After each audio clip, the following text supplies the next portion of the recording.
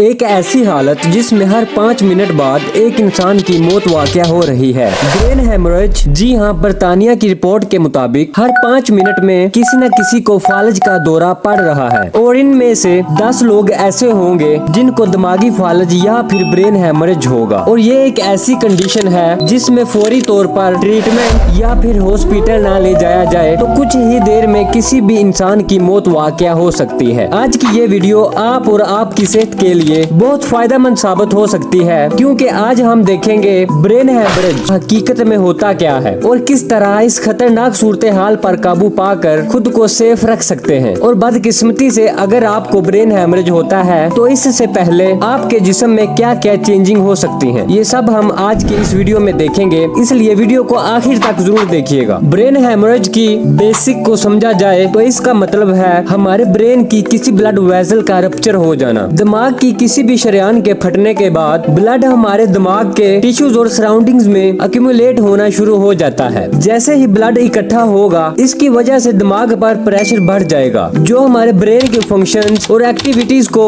Interrupt کرتا ہے۔ Oxygen اور نیوٹرینٹس کی سپلائی رک جانے کی وجہ سے ہمارے برین میں انفلیمیشن ہو جاتی ہے اور ہمارے دماغ کے سیلز ڈیڈ ہو جاتے ہیں۔ برین ہیمورائج ڈیفرنٹ ٹائپس کا ہو سکتا ہے۔ ہمارے دماغ کو 3 طرح کی لیئرز کور کرتی ہیں، جنہیں ہم میننجیز کہتے ہیں۔ یہ میننجیز ہمارے برین کو انجری سے پروٹیکٹ کرتی ہیں۔ بلیڈنگ یا تو برین کے اندر موجود بلڈ ویزلز پھٹنے کی وجہ سے ہو سکتی ہے، یا پھر آؤٹر لیئر یعنی کہ میننجیز میں کسی رگ کے پھٹنے کی وجہ سے ہوگی۔ ان دونوں کنڈیشنز میں ہی برین پر پریشر پڑنے کی وجہ سے برین سیلز ڈیڈ ہو جاتے ہیں۔ اس بلیڈنگ کی کئی وجوہات ہو سکتی ہیں، یعنی کہ سر پر گہری چوٹ لگنا، ہائی بلڈ پریشر کی وجہ سے دماغ کی کسی رگ کا پھٹ جانا، برین میں کسی ٹیومر کا موجود ہونا، لیور ڈیزیز یا پھر بلیڈنگ ڈس آرڈرز وغیرہ۔ برین ہیمورائج کی سمپٹمز اس چیز پر ڈیپینڈ کرتی ہیں کہ بلیڈنگ دماغ کے کس حصے میں اور کتنی شدت سے ہو رہی ہے۔ جب برین ہیمورائج ہوتا ہے تو سر میں اچانک شدید درد ہوگا، پیشنٹ کو سننے، دیکھنے اور بات کرنے میں پرابلم ہوگی، اور اس کے ساتھ ہی وامٹنگ بھی آ سکتی ہے۔ گردن میں اکڑاؤ آئے گا اور جسم کا بیلنس ختم ہونے لگتا ہے۔ اگر کسی شخص میں اس طرح کی سمپٹمز شو ہو رہی ہیں تو مریض کو فوری طور پر ڈاکٹر کے پاس لے جایا جائے، کیونکہ اگر برین ہیمورائج کے ٹریٹمنٹ میں ذرا دیر کی جائے تو کسی بھی انسان کی جان جا سکتی ہے۔ برین ہیمورائج کا ٹریٹمنٹ شروع کرنے سے پہلے یہ ڈائگنوز کرنا ضروری ہے کہ بلیڈنگ دماغ کے کس حصے میں ہو رہی ہے، تو اس کے لیے ڈاکٹر MRI،